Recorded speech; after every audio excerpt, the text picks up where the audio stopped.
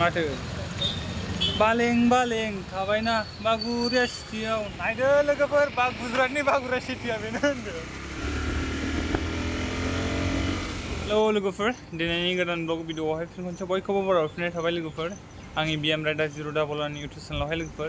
स' बिराद गोबावनि उनाव दिनै माने भिडिअ बानायनो थांनो नागिरदों आङो। नोंसोर भिडिअखौ नायबाय थाबानो जाबाय आरो ना फारि फारि मिथिलांगोन लोगोफोर आं दिनै माहा थांबाय दङ लोगोफोर। दायो आङो जोंनि मेडिकेलनि 3rd फ्ल'र बिल्डिंआवहाय दंफैयो लोगोफोर। माने रकेटनि साबि लांनो फैदों। साबिया माने लोगोनि आखायावसो दंफैयो नालाय ओमफ्राय जोंना रकेटआ ओइनै गाहायाव दङ। जोंना रकेटआ ओइनै लोगोफोर पार्किंआव।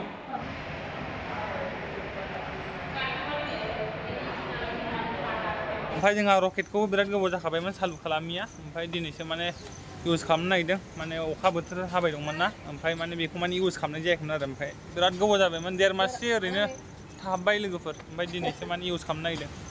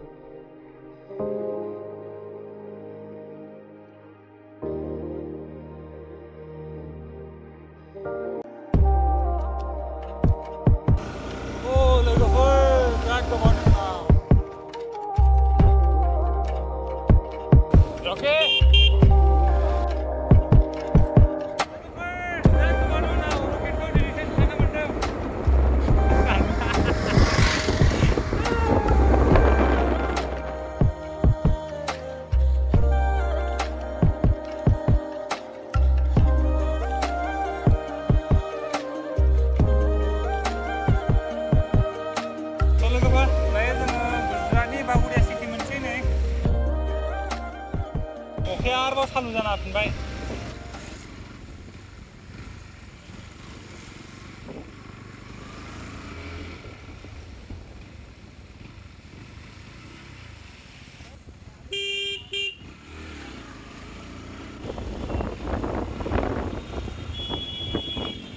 ट्राफिक जाम एफा सानसुआवनो ट्राफिक जाम जायो।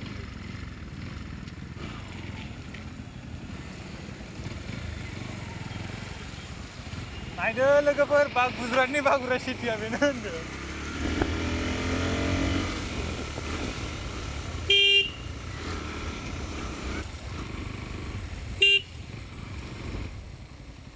सिजाजोब्बायलै लोमजानायाव आरो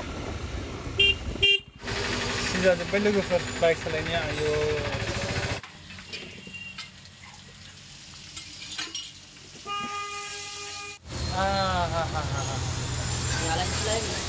जालायनोसैलाय लोगोफोर अखा बोथोरजों थान्दा गरम चिकेन कारि पुलाव।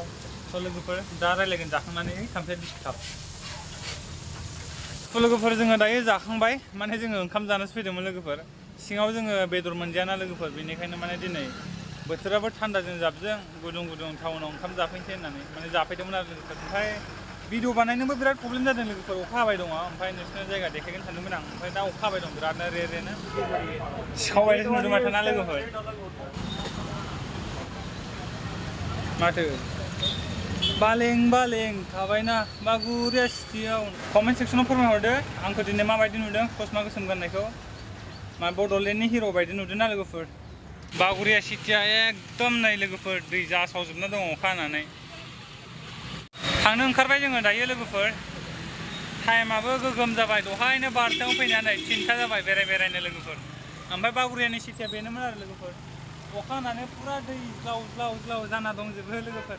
थ' लोगोफोर जोङो दायो माने बेनिफ्राय ओंखारनोसै दा अखाबो हाबाय दं बोथोराबो बारा मोजां नङा ओमफ्राय रकेटआवबो थाव सोनांगौ नै थाव गैया खालिसो पइन्ट देखायबाय दं खालिनो ओमफ्राय मोननैसो जायगा देखायनो सानदोंमोन दा अखा बोथोर लोगोफोर गाज्रि मोननांला नै जायगाफ्रा बिदिनो आरो लोगोफोर बागुरिया सिटिनि। जों दा बेनिफ्राय ओंखारनोसै थाव सोनोसै ओमफ्राय रुमनि फारसे दावगायलांसै लोगोफोर अखा हाबाय दं बिरादनो सिजोब्बाय माने बर'द्रा थाङोबा नै लांनांगौ अलरेडि लोमजाखानायसो बेमारिसो मानसियानो। जोङो दायो लोगोफोर आश्रम सफैबाय रुमावहाय। लोगोफोर भिडिअखौ नायनानै मोजां मोनदोंबा लाइक कमेन्ट खालामहरबानो जाबाय आरो चेनेलाव गोदानबा चेनेलखौ साबस्क्राइब खालामना दाबाव लोगोफोर।